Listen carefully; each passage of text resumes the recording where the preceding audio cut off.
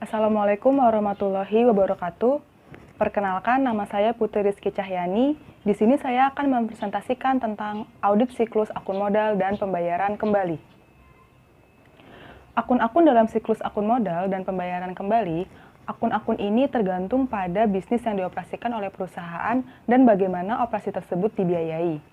Akun-akun ini diantaranya, yang pertama ada wesel bayar, yaitu janji tertulis yang dibuat oleh perusahaan untuk membayar kepada kreditor sejumlah tertentu dan bunga pada tingkat yang telah disepakati. Yang kedua ada hutang kontrak, yaitu hutang yang timbul karena adanya kontrak dengan pihak lain. Yang ketiga ada hutang hipotek, dapat dipahami sebagai suatu pinjaman jangka panjang yang diberikan dengan penyerahan jaminan berupa aktiva tetap yang disepakati dalam perjanjian tertulis dengan akta notaris. Lalu ada hutang obligasi, yaitu surat utang yang diterbitkan oleh pihak yang berutang kepada pihak yang berpiutang. Selanjutnya ada kas di bank, lalu ada modal saham biasa. Selanjutnya modal saham preferen merupakan saham yang pemegangnya mempunyai hak lebih dibandingkan dengan hak pemilik saham biasa. Seperti saham ini lebih aman dibandingkan dengan saham biasa karena memiliki hak atas pembagian dividen terlebih dahulu. Lalu pemegang saham ini memiliki hak suara saat ada RUPS dan lain-lain. Selanjutnya ada dividen yang diumumkan. Lalu selanjutnya lagi ada agio saham, yaitu keuntungan saham yang diperoleh dari penjualan saham di atas nilai nominalnya. Lalu ada beban bunga, selanjutnya ada bunga akrual, dapat berupa pendapatan bunga yang masih harus dibayar untuk pemberi pinjaman atau biaya bunga yang masih harus dibayar untuk peminjam. Selanjutnya ada apropriasi laba ditahan, yaitu jumlah laba yang ditahan suatu perseroan yang telah diperuntukkan bagi keperluan tertentu, sehingga tidak boleh dibagikan sebagai dividen kepada pemegang saham. Selanjutnya ada saham treasury, yaitu saham perusahaan yang dibeli kembali dari peredaran untuk sementara waktu. Selanjutnya ada modal sumbangan, adalah modal yang berasal dari sumbangan, seperti modal yang terdapat dalam yayasan. Lalu ada laba ditahan, yaitu bagian dari laba bersih perusahaan yang ditahan oleh perusahaan dan tidak dibayarkan sebagai dividen kepada pemegang saham. Selanjutnya ada utang dividen, yaitu bagian dari laba perusahaan yang diputuskan untuk dibagikan kepada pemegang saham dalam bentuk dividen. Lalu ada akun modal pada perusahaan perseorangan dan ada akun modal pada persekutuan. Selanjutnya kita akan membahas tentang audit atas wesel bayar. Wesel bayar atau notes payable adalah janji tertulis yang dibuat oleh perusahaan untuk membayar kepada kreditor sejumlah tertentu dan bunga pada tingkat yang telah disepakati. Auditnya diantaranya, yang pertama ada pengendalian internal. Terdapat 4 pengendalian yang penting terhadap wesel bayar. Pertama, otorisasi yang tepat atas penerbitan wesel baru. Penerbitan wesel baru, tanggung jawabnya harus diberikan kepada direksi atau jajaran manajemen atas. Otorisasi tersebut biasanya membutuhkan 2 tanda tangan dari pihak yang berwenang, di mana pihak berwenang tersebut juga yang menentukan berapa jumlah pinjaman, suku bunganya, bagaimana syarat pembayaran, dan juga aset apa yang akan dijaminkan. Yang kedua, pengendalian yang memadai terhadap pembayaran kembali pokok dan bunga. Pengendalian ini dilakukan oleh Departemen Akuntansi, yaitu saat wesel diterbitkan, maka Departemen Akuntansi harus menerima salinan dari wesel tersebut. Lalu bagian AP atau hutang harus menerbitkan cek atau bukti pengeluaran uang secara otomatis untuk wesel tersebut ketika sudah jatuh tempo. Yang ketiga, dokumen dan catatan yang memadai, berupa semua catatan pembantu dan pengendalian terhadap wesel kosong dan wesel yang telah dibayar. Dan yang keempat, verifikasi independen periodik. Secara periodik, catatan wesel harus direkonsiliasi dengan buku besar umum dan dibandingkan dengan catatan pemegang wesel oleh karyawan yang bertanggung jawab memegang catatan wesel tersebut. Lalu yang kedua ada prosedur analitis untuk wesel bayar. Prosedur analisis untuk wesel bayar seperti yang terlihat pada tabel di samping, contohnya yaitu menghitung ulang beban bunga atas dasar suku bunga rata-rata dan wesel bayar bulanan secara keseluruhan. Kemungkinan salah sajinya dapat berupa salah saji beban bunga dan bunga akrual atau penghapusan wesel bayar yang beredar. Lalu contoh yang kedua, Membandingkan setiap WSL yang beredar dengan tahun sebelumnya. Kemungkinan salah sajinya yaitu penghapusan atau salah saji WSL bayar. Contoh yang ketiga, membandingkan total saldo WSL bayar, beban bunga, dan bunga akrual dengan saldo tahun sebelumnya. Kemungkinan salah sajinya dapat berupa salah saji beban bunga dan bunga akrual atau WSL bayar.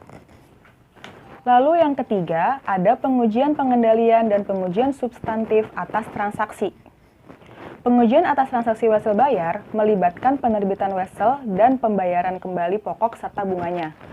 Pengujian audit tersebut merupakan bagian dari pengujian pengendalian dan pengujian substantif atas transaksi penerimaan kas dan pengeluaran kas. Lalu yang keempat ada pengujian atas rincian saldo.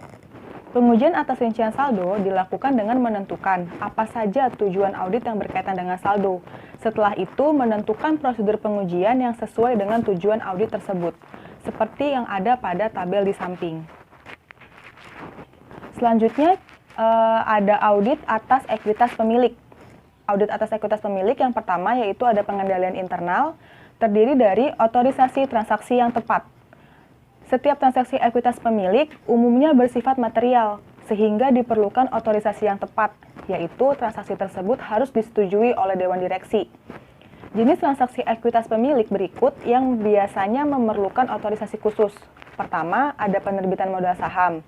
Dewan Direksi memutuskan saham apa yang akan diterbitkan, apakah saham biasa atau saham preferen, lalu berapa jumlah sahamnya dan berapa nilai parinya. Yang kedua, ada pembelian kembali modal saham.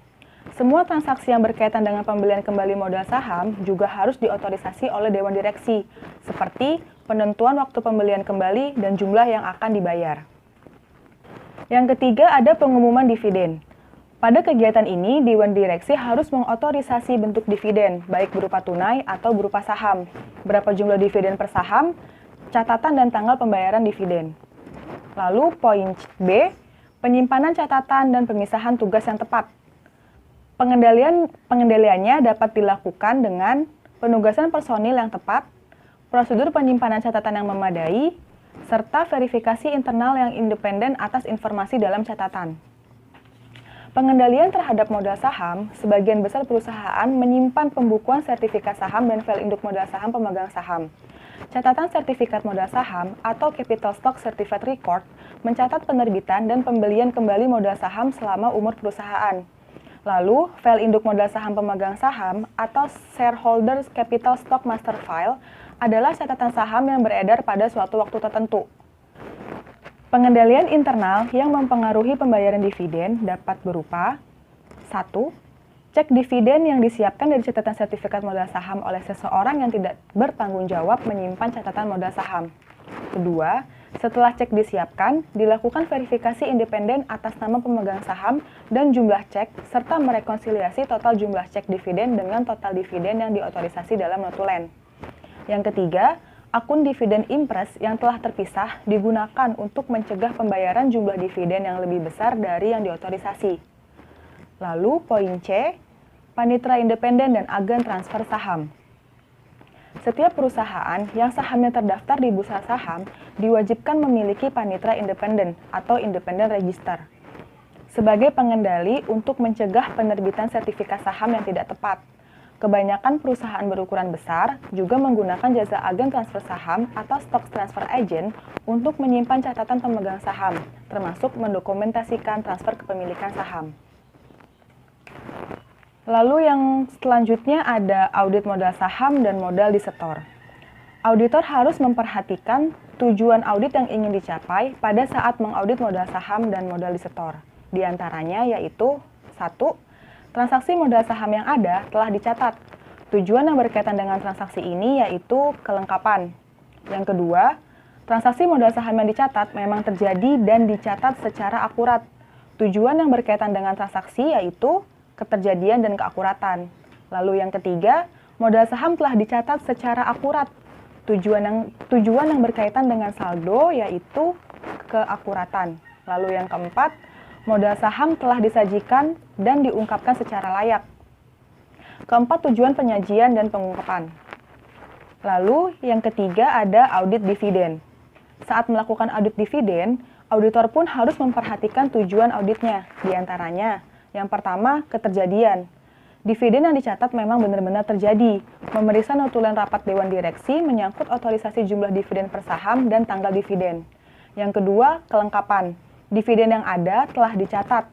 Auditor harus waspada terhadap kemungkinan belum tercatatnya dividen yang diumumkan, terutama segera sebelum tanggal neraca.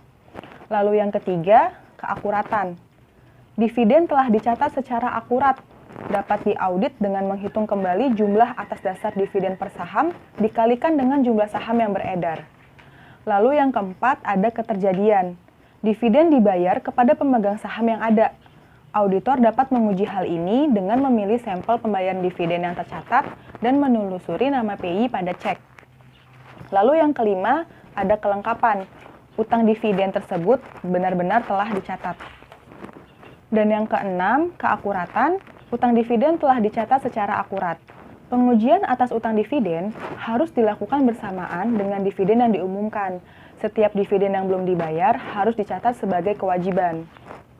Dan yang terakhir, yang keempat, yaitu ada audit laba ditahan. Transaksi yang melibatkan laba ditahan adalah laba bersih tahun tersebut dan pengumuman dividen.